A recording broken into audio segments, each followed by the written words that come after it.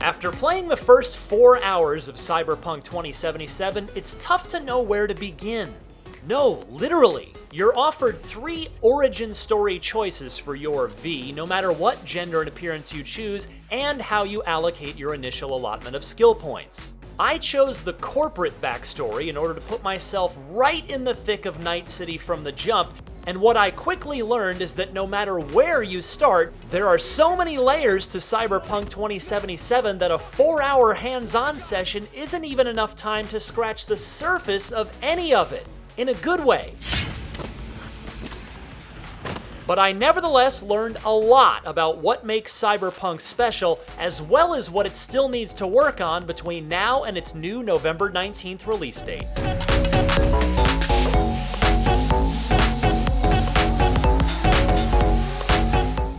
After agreeing to take out my boss's corporate rival, Abernathy, my next stop is to meet up with my good pal and crew member, Jackie Wells.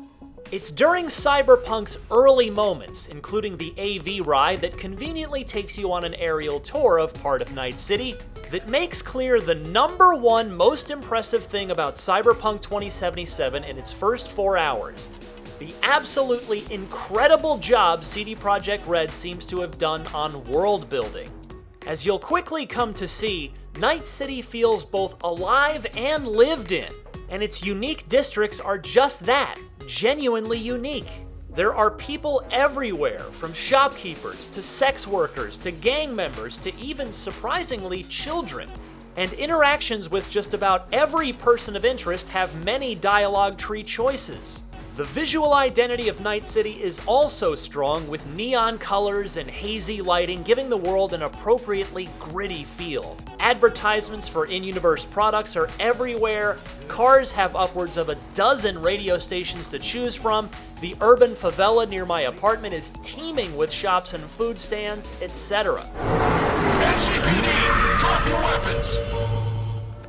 The quests do a great job of adding to this as well, with bigger jobs featuring multiple layers of setup, pregame, and intrigue, and you'll have the chance to change allegiances numerous times during these major quests as well.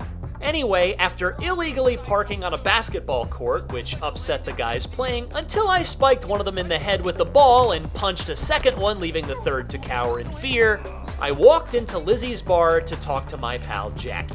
He encouraged me to abandon the corporate life, but of course, it can't be that easy. Now sit down and tell me what's got your shorts in a knot. A driving sequence a short time later again showed off Cyberpunk's wide acting range, so to speak.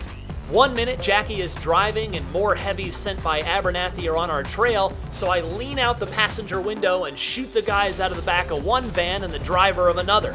The next minute, as we approach the entrance to my neighborhood, Jackie, with a dialogue tree assist from yours truly, sweet-talks the female officer and convinces her to let us through a roadblock after the area has been locked down. Later, I encounter near opposite gameplay from the chase sequence when Judy Alvarez puts me into a brain dance, a sort of interactive video built from one's memories, in an effort to gather intel in support of the overarching main quest. Think of the Braindance editor as a cyberpunk version of Detroit Become Human's investigation scenes, where you'll scrub the timeline back and forth and examine the scene from multiple angles using audio, visual, and thermal cues. Both of the Braindances I played dragged on a bit too long, but hopefully they're tutorial-leaning exceptions.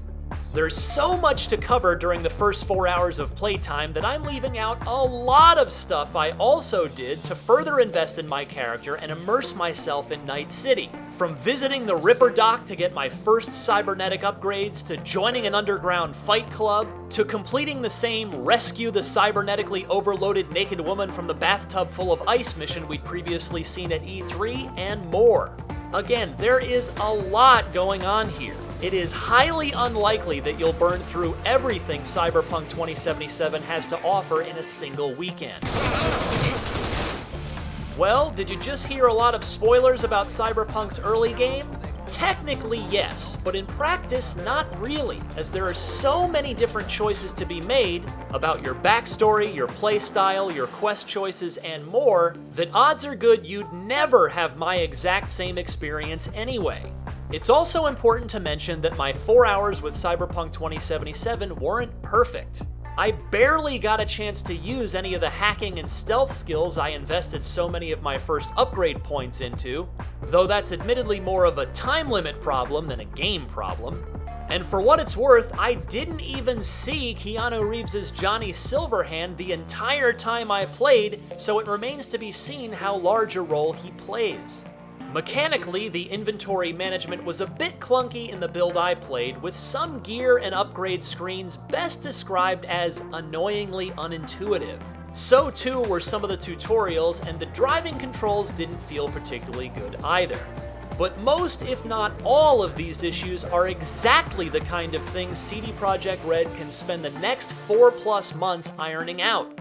Cyberpunk 2077 feels like the spiritual successor to Warren Spector's legendary original Hall of Fame inducted Deus Ex. I personally cannot pay it a higher compliment than that. It just might somehow live up to the last half-decade's worth of hype. For more on Cyberpunk 2077, check out 15 minutes of gameplay from the Pacifica district of Night City from last year, as well as a look at the character creator. And for everything else, keep it right here on IGN. To Night City. And the afterlife. Ha ha!